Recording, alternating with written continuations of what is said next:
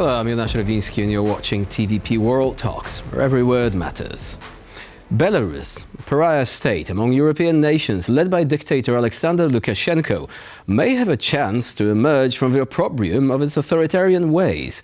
However, the opportunity is expected to come at a price.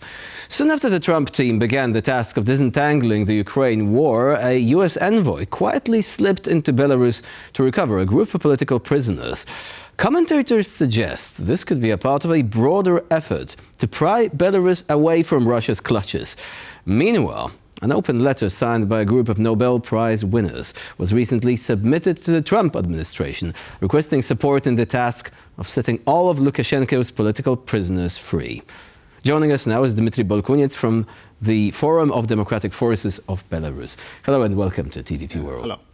So let's talk about this letter first. What does it say? And do you think that the Trump administration will heed the call? Yeah, of course. I believe, I hope that the voices of Nobel laureates, fantastic scientists who now appeal a letter for Trump administration, for European leaders also, for Polish government also, and they ask them to help to release political prisoners. They have keys, they have instrument how to do it, because last year there was two appeals for Euro Union, for Polish government, and its help to release at least 250 political prisoners now. I believe now there are a lot of opportunities how to release all political prisoners in a few days. For that need just all I believe now just Trump or just the European leaders, they need political will. And they have a lot of instruments, diplomatic, not diplomatic. I believe if these voices will be received and Trump decided to release all political prisoners, they will do it very, very quickly. So now let's talk about the contents of the letter briefly, because it also is useful to people not really well acquainted with the situation in Belarus. Specifically, it talks about the inhuman and degrading treatment of those prisoners, people being held in solitary confinement for years. Yes, of course, it's a terrible situation, humanitarian catastrophic, and it's a real big problem for Belarus society, and people are just about 5 years, now in this year 5 years, most of them, in a political, as a political prisoners among them as a presidents, former candidate to presidents, elections 2020, and a lot of scientists, also doctors, and it's real terrible. One of the person who signed this letter is President Timor-Leste, Nobel Peace Prize laureate. It's also famous scientists, a lot of person. I believe it's very important that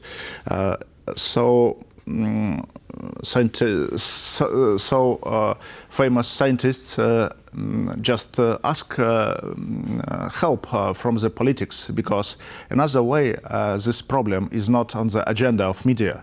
That is why we believe way is easy to help to release political prisoners, all of them. Not 1, 2, 3, all of them. Because it's terrible when today we have a lot of political prisoners in one way. Another way, Lukashenko tried to continue trade with some countries, and they speak about just statement that they ask him about something and continue trade with him. I believe now the situation changed very, very quickly, and new administration of US, they have a lot of possibility how to release political prisoners, not trade with Lukashenko. Because if they will trade with Lukashenko, they will lose. Because it was many times before that Lukashenko just spoke with some high-level persons from State Department, from Russia, from Ukraine, and never Lukashenko just realized that he promotes and he just said for the speakers.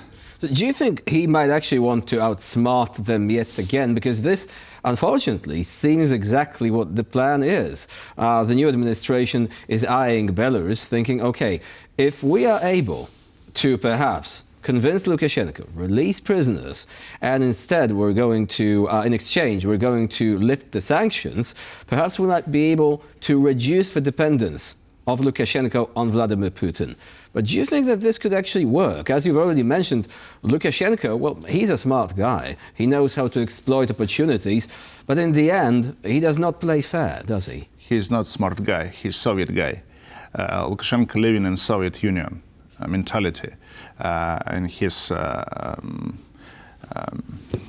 In his world, it's just only Soviet Union. He's not planning to just do something, changes in his policy, just turn out from Russia, etc. He just now playing. Because he needs resources, he needs money, and he never visit during 30 years Poland. He never visit US, only just visit UN summit. No, never. And what kind of changes in policy some experts waiting? No, it's not possible.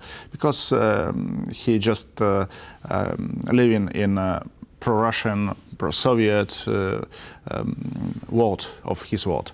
And in some way, I believe its first step must be release political prisoners.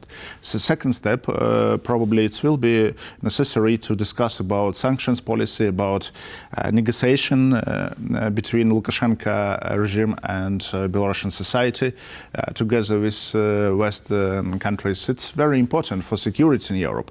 But if they will be play with Lukashenko on the table, they will lose Belarus.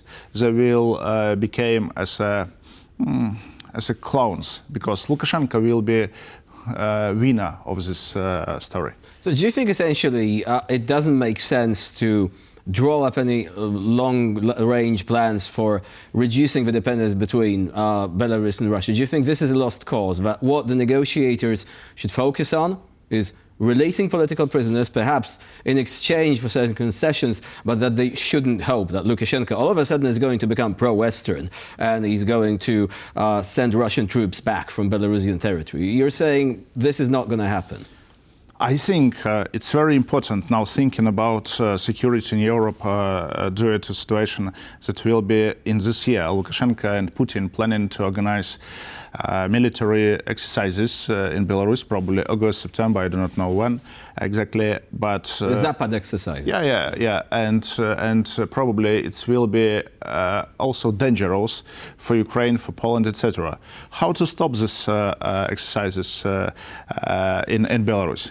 I believe it's a lot of instruments, like also ultimatum to Lukashenko, not allow Russian troops visit Belarus territory this year, because we know what was happened 3 years ago during the same story.